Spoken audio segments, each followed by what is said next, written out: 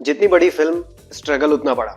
अगर experience 3D artist हो, VFX artist हो या फिर रोटो आर्टिस्ट हो, तो कोई भी गलती कर लेना, लेकिन फिल्म इंडस्ट्री के बड़े प्रोडक्शन VFX स्टूडियो ज्वाइन करने की गलती कभी मत करना। दोस्तों, फिल्म इंडस्ट्री के बड़े प्रोजेक्ट्स की अनाउंसमेंट और प्रोजेक्ट्स ये बड़े एक्सपोजर वाले होते हैं, और आजकल अनाउंसमेंट का बेस बनाया जा रहा है VFX और ग्राफिक्स को, क्योंकि आजकल चलन है जितना ग्रैंड टाइटल टीजर का अनाउंसमेंट होगा उतना बड़ा इसका हाइप बनेगा। लेकिन इन बड़े प्रोजेक्ट्स के पीछे प्रोडक्शन की जो VFX की टीम जो काम करती है वो कुछ और ही बात कर रहे हैं। एक सोशल मीडिया पोस्ट में रामायण फिल्म के प्रोडक्शन को ब्लेम करते हुए एक आर्टिस्ट ने ये कहा है कि ये प्रोडक्शन ज्वाइन करना उसके 11 साल के करियर की सबसे बड़ी गलती रही। इस महत्वाकांक्षी प्रोजेक्ट के चलते इस प्रोडक्शन हाउस के पास इनके पास सैलरी देने की ताकत नहीं है, उल्टा नोटिस पीरियड को भी कंप्लीट करने के लिए जो इनके पास फाइनेंशियल पोटेंशियल होना चाहिए वो भी नहीं है। इसका मतलब ये है कि जो सैलरी बेसिस पर इसमें बैकएंड पर जो आर्टिस्ट काम करते हैं उनकी लाइफ स्टाइल या लाइफ उतनी अच्छी नहीं होती है जितनी इनके टॉप आर्टिस्ट की होती है।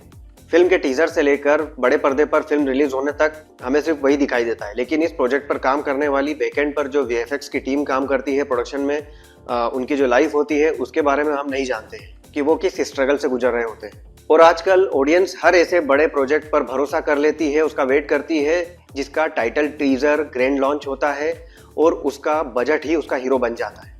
मैंने मुंबई बेस्ड एक बहुत बड़े सुपरस्टार के VFX स्टूडियो में काम कर रहे एक लीडिंग 3D आर्टिस्ट का इंटरव्यू लिया था अपने स्टार्टअप में काम करने के लिए, जहां पर मैं काम कर रहा था, जिसमें मैंने उनसे ये पूछा था कि आप इतने बड़े प्रोडक्शन हाउस के VFX स्टूडियो में काम कर रहे हो जो मुंबई बेस्ड है, और आप उसे छोड़कर एक स्टार्टअप में क्यों आना चाहते हो। तो उसने कहा कि इस टाइप के बड़े स्टूडियो में शिफ्ट होना और ऐसे प्रोडक्शन में काम करना उनके लाइफ की, उनके करियर की सबसे बड़ी गलती थी।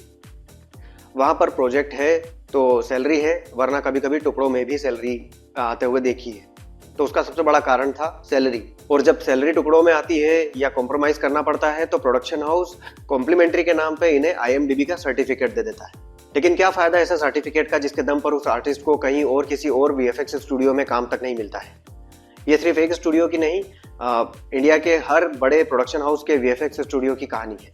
और अभी रिसेंट में उसी लीडिंग VFX स्टूडियो ने कुछ हायरिंग पोस्ट सोशल मीडिया पर डाली थी, जिसमें उसे परमानेंट आर्टिस्ट नहीं जबकि फ्रीलांसर कॉन्ट्रैक्ट बेसिस पर आर्टिस्ट चाहिए। उससे साफ है कि अब प्रोडक्शन हाउस को जो VFX आर्टिस्ट होते हैं VFX स्टूडियो में, वहाँ पर ऐसे आर्टिस्ट चाहिए या ऐसी टीम चाहिए जो प्रोजेक्ट के साथ बनी रहे, प्रोजेक्ट कंप्लीट होने के बाद वो अपना काम कोई और ढूंढ ले। प्रोजेक्ट है तो सैलरी है, वरना उसको प्रोजेक्ट या फिल्म कंप्लीट होने के बाद दूसरी जॉब पकड़ना पड़ेगी। ऐसे में सिर्फ VFX स्टूडियो में बचे रहते हैं वहाँ के कोर टीम मेंबर के सुपरवाइजर, जिनके दम पर ये VFX स्टूडियो प्रोजेक्ट उठाते हैं या काम उठाते हैं। अगर आप फ्रेशर हैं या फिर शुरुआती काम सीखना चाहते हैं तो ही बड़े प्रोडक्शन हाउस में काम करने के लिए, सीखने के लिए जा सकते हैं। सीखने को बहुत कुछ मिलेगा, लेकिन अगर एक्सपीरियंस 3D आर्टिस्ट है, VFX आर्टिस्ट है, तो आपको किसी ऑर्गेनाइजेशन में या फिर स्टार्टअप में, जो अच्छे स्टार्टअप है उनमें ट्राई करना चाहिए।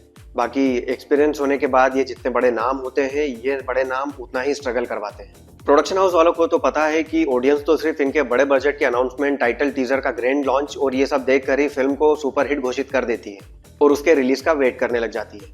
लेकिन उस प्रोजेक्ट के बैकएंड पर काम करने वाले VFX आर्टिस्ट के बारे में नहीं सोचती है, जिसने दिन रात इस प्रोजेक्ट पर काम किया होता है अपने वैल्यू से कम दाम पर।